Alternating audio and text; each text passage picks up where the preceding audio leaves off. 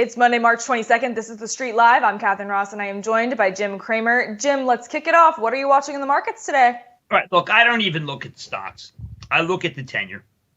And if the 10-year is behaving, if interest rates are lower, then I know it'll be a good day for a lot of the stocks in Action Alert's portfolio. Obviously, we have a great deal of industrials, but at the same time, and we don't have as many banks.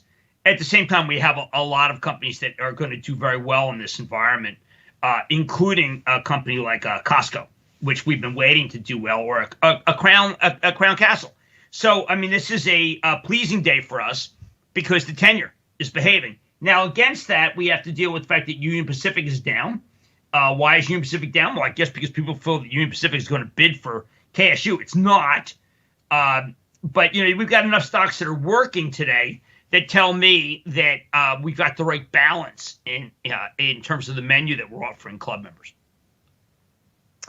Jim, one topic that you and I briefly hit on this show is NFTs. And I know that you sat down with Pomp and discussed what are NFTs. So I want to have a discussion here, but I want to start it off with, Jim, what do you think that Wall Street needs to know at this point? What did you need to know? Look, my interview with Pomp, which is up, and you can get via going to Pomp or going to my Twitter file, is largely a tutorial. It's a tutorial. You know, Pomp suggested very aggressively that I buy Bitcoin between 10,000 and 12,000. And so I did it for my kids and I did it for myself. And then controversially, I took out my cost basis. I say controversial because that's a stock way to handle Bitcoin, not a Bitcoin way. I mean, the believers in Bitcoin think that that's sacrilege, what I did. But I feel like that discipline prevails. And remember, I'm married. My investment decisions are geared to me and to Lisa. There's just some very funny pictures of Lisa when we went to the Lamborghini factory a couple years ago. No, we didn't have masks. There was no such thing as COVID.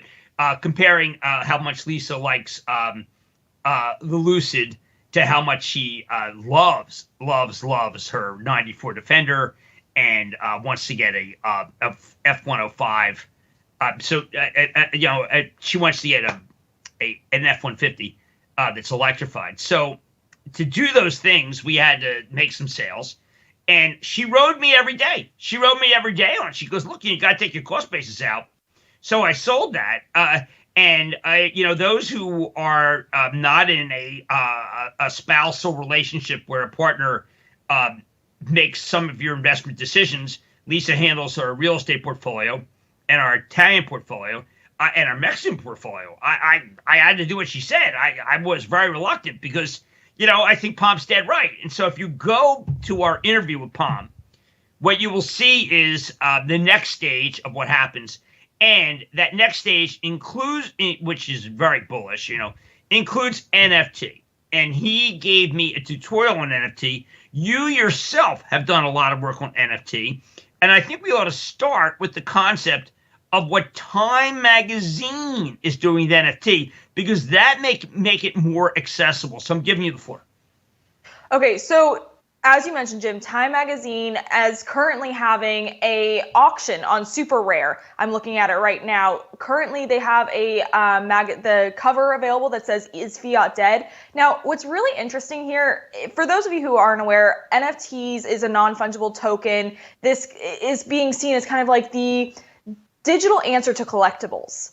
And with this Time Magazine cover, "Is Fiat Dead?" the first bid came in at $18,000 or 10 either, which is interesting to me because there's no, Jim, when you look at Sotheby's, when you look at all these big auction houses that price these artworks, generally experts come in, they price the artworks, they say, here's what the beginning bid needs to be. And from there, it climbs.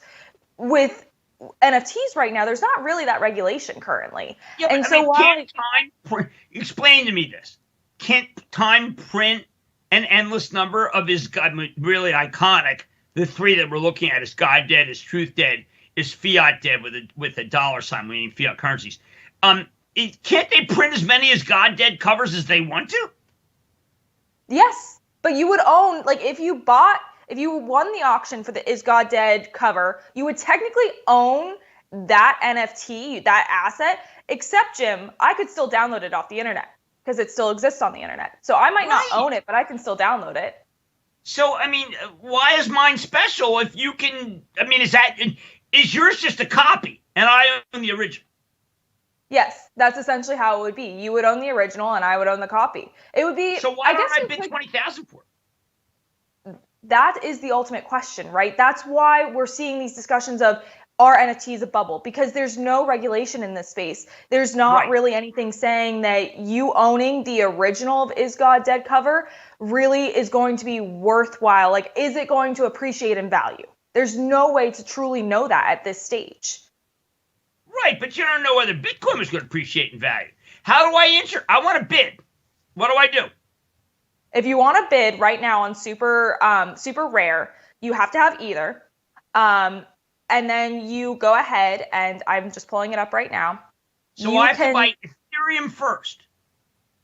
To bid on super rare for the time, yes. Really? Yes. And then blockchain keeps me from, I'll own the original. Blockchain will tell me that. I mean, that'll be very... So you get the copyright, but each NFT, I want to just disclose that each NFT marketplace kind of operates differently, right? And this actually a little bit separate of a point, but I think a point to bring up, because I had this interview with Daniel Roberts, editor-in-chief of Decrypt on Friday, which we'll be publishing shortly, Jim. But one thing that he brought up was that every NFT marketplace works differently. But if one NFT marketplace, perhaps the NFT marketplace that you have NFTs on, if that goes under or, just ceases to exist, what happens to your NFT? That's the ultimate question, because there's, again, no regulation. Okay, but let's say I go and I guess I have a dealer that I've used for my my Bitcoin. So I go to my dealer and I say, listen, I want to buy Ethereum. I want to buy I want to buy $20,000 worth of Ethereum so I can bid in the auction for the Time Is God Dead cover. So then why don't I do that after this? Then you go to super rare and you place the bid. And this is where I want everyone who's watching this video, because you've done a lot of work on this, superrare.com. And I apologize that I don't know. I'm learning on the fly here. So super rare, how do I spell it? Super and then rare? Yes, superrare.co is the, and we can put this up. I'll tweet this link out too, because also, Jim, I think that to help everyone kind of understand it better, there's actually a really good help article on super rare that I was reading this morning on how the auctions work exactly. And that might help people better understand, like specifically on this platform, how NFT auctions work. But remember, again, marketplaces are all different and they all have different ways. Everyone has different copyrights. It's all different because there's not. What is this? Pick a wallet to connect to super rare, MetaMask, and Fortmatic. What the hell are they? I'm looking at where you're looking, Jim. Are those the bidders? Are we talking about the wallet? So I got to set up a wallet, sign in fact. All right, obviously I got to do a lot of work. Yes. I'm going to bid on Is God Dead. I remember when that cover came out, it was a very big deal. And I think that if I can bid 20,000 or so and get it, and it's the only one, right? We know that. That's an interesting idea. You would own the digital copy. I like that. But Jim, so anyway, that's it. All right. So then let's take it further. What else could we NFT? What else? I mean, because it sounds like that right now they're not that many. Jim, you could NFT a tweet. What? You could say, I want to sell this tweet. I mean, we saw that Jack Dorsey did it with one of his tweets. You could reasonably do it. That NFTs, there's not necessarily a right or wrong way to approach them, right? They can be works of art. They can be music videos. They can be just videos in general. They can be time covers. Okay. All right. Now, is this something that... All right, who the hell thought of this? Honestly, Jim, it seems to have popped up. I was reading about copyright on NFTs. It seems to have popped up actually a couple of years ago in 2018, but it hasn't really picked up steam until now. Well, I mean, this is rather amazing. I mean, why can't I just call Time Magazine and bid? I guess it has to be through this process. It has to be through Super Rare for this specific auction, yes. All right, I'm going to set it up. I mean, to me, maybe it's one of a kind, and maybe it appreciates in value. I don't know. I mean, put it this way. At one point, people bought art, and you never knew that, like the guy Barnes in Philadelphia, you never knew that there was Cezanne would be worth a lot of money. I mean, obviously, Cezanne it's a painter or whatever. And if you go into my interview with Pomp, I mean, we talk about it. It's like mystical. It's a little mystical. But, art's mystical. The idea that somehow a Barnett Newman is worth a lot more than a Rembrandt, or a Rothko worth a lot more than Picasso. Well, maybe Is God Dead cover is worth more than any other cover. So therefore it has value. It has intrinsic value. Wow, Jim, honestly, so I got to be honest, I came into NFTs and my base case is that I'm still a little skeptical. I would like to see this market kind of mature a little bit. I'd like to see more regulation. I mean, I've brought this up so many times now, but for me, I just want to see more.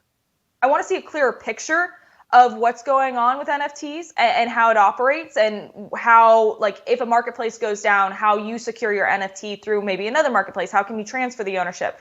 But listening to you, it's interesting because now I'm starting to feel a little less bearish on it, I guess. I feel a little bit remember more that when I walked in this morning, CNBC offered me a tulip because it was the start of spring. Don't ask me why. They suddenly gave me a tulip.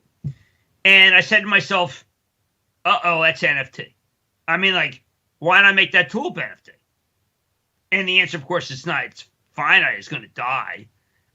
But the Time Magazine covers are iconic and historic. So I'm going to go through the process and see what happens. I own Bitcoin. I mean, I'd love to get Pomp's view of this if you can get that. But I mean, look, we're obviously just talking, and this is what we're going toward that with our videos, which I think is really fabulous, Catherine. But all right, I'll look into it. I'll look into it. Now, I apologize to people for opining on something I don't know about. Catherine's got more of a handle on it, but I've been thinking a lot about what we talk about and about the stimmy, the checks. I'm writing a Real Money piece right now about stimmy. And I feel it's incumbent upon us to talk about all these things. And we got to learn them. And if we don't learn them, then we're not doing we're doing a disservice. Like this morning, Cathie Wood, this weekend, she comes out with a Tesla, the 3,000 price chart. I'm writing about that for Real Money.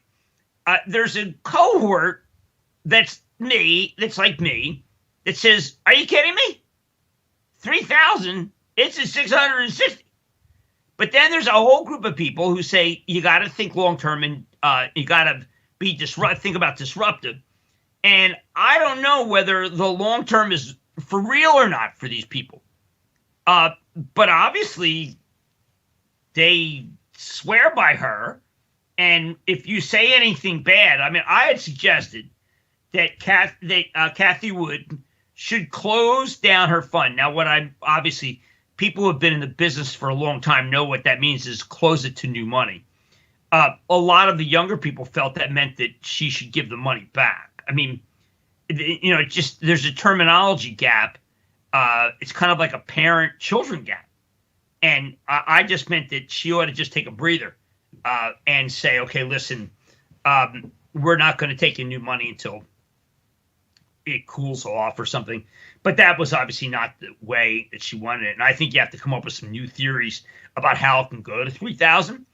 But the stimmy versus the actual, the younger versus the old, the schism is great.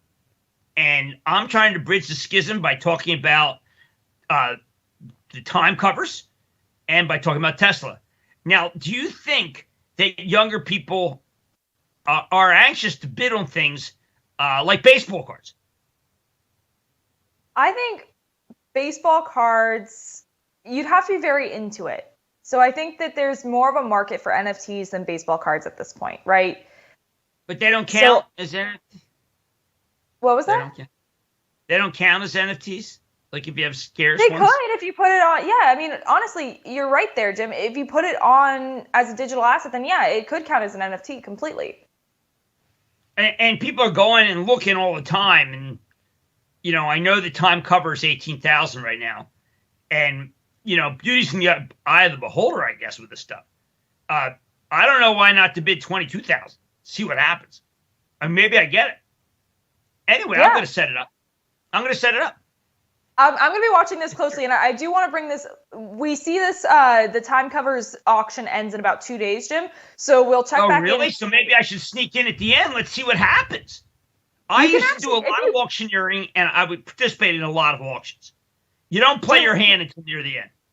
When you go to Super Rare for the time cover, I'm looking specifically at the Is Fiat Dead time cover right now on Super Rare, but it does have a little timer that says auction ends, and then it has 2 days, 10 hours, 2 minutes, and 19 seconds. And that's also for Is God Dead? I believe that they are put on for the same amount of time. All right. Well, I've now betrayed my hand by saying that I'm interested, but I'm interested more from the concept. I mean, when I was interviewing Pomp and Bitcoin had come down from 20,000 to 10,000, I was very, very skeptical. And as if anyone watches our video that just went up, you'll understand why my skepticism turned into optimism. And I credit Pomp because I would never have done it. And it's interesting because my kids, I did it for my kids. I didn't tell my kids because it's in trust. They can't get it for years. But I did it as a way to be able to diversify away from the dollar. I did not do it as an asset class.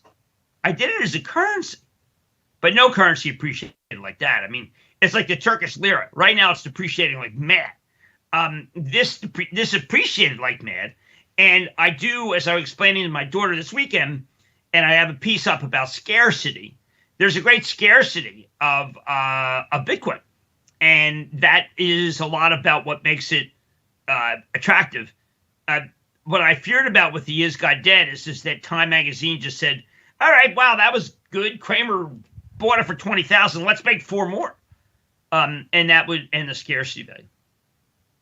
Jim, I do want to talk about your real money column because I think that actually that ties directly into our NFT discussion. But before we go, I did have one little note that I want to get your thoughts on. In my interview with Daniel Roberts, he told me that Mark Cuban told Decrypt that gold actually is a physical thing that is only really appreciated value because of the mass buying. And he said that people just have to get past the mental hurdle of owning something physically versus online, digitally. Well, it's interesting. I mean, look, I've always liked gold. I've liked gold bullion because they don't make a lot of it. I mean, the supply is limited. It's not increasing by more than about 1% a year. Some companies are very good at finding it. I happen to think that Mark Bristow is the best at that, which is Barrick. But I diversified out of gold into Bitcoin for half of what I was using as kind of my insurance. And I didn't expect to go make as much money. Now, I usually don't talk about something like that, but I felt that it was important for people to realize that this fellow Pomp is why I did it. And I just wanted to give him some credit. Plus, I enjoy talking with him immensely because he understands, like you do. I mean, you obviously you've done much more homework on NFT than I have. But I'm imploring everyone to learn. And maybe our discussion is going to spur some interest. I hope so. And Pomp is definitely the expert when it comes to that.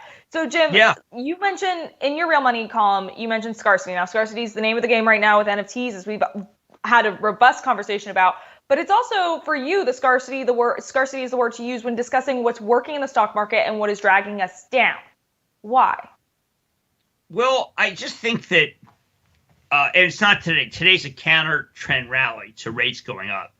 And I'm surprised that rates aren't going up because oil's up. And that has been one of the things that has been driving rates. But the idea is that if the economy is reopening, People are going to go places and do things. That's going to be a return to commerce. And if there's a return to commerce, you want companies that are levered to the return of commerce. And so you want a Boeing. Okay. Now let's see. Boeing should be down today. Yeah, Boeing's down because this is counter trend. Remember, rates are going down today. But Boeing uses a lot of Honeywell stuff, and they use a lot of GE stuff, and airplanes use a tremendous amount of different company. Parker Hannifin, Eaton. These companies all are related to auto. So all related to aerospace and to auto. So they move. I mean, DuPont should be down today. Let me check, because that's the nature of the beast here. Oh, it's up 15 cents. That's surprising me. But what we're trying to do is isolate the idea that you buy the industrials when we see the economy open up. You mentioned Tesla briefly, and in relation to ARK. And for those of you who maybe missed the news, ARK did say that they see Tesla hitting $3,000 per share by 2024. Jim, their bull case. 2025, really? By 2024? 2025. I apologize. I was thinking of their previous 2024 statement. Yeah. Now, Jim, their bear case is 1,500. Their bull case is 4,000. This is all pretty much in the same ballpark. 1,500. Bear case is 1,500. Well, I mean, it's just 600. I mean, well, that's interesting.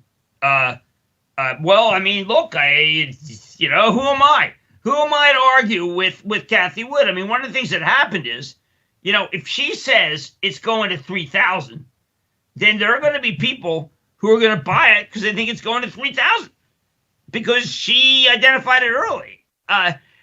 If a major Wall Street firm said that, they'd be laughed out, right? They'd be just like, "Are you kidding me, you jokers?" But the younger people swear by her, and the older people don't know who she is, so it doesn't matter. But they're learning, and boy, is she aggressive.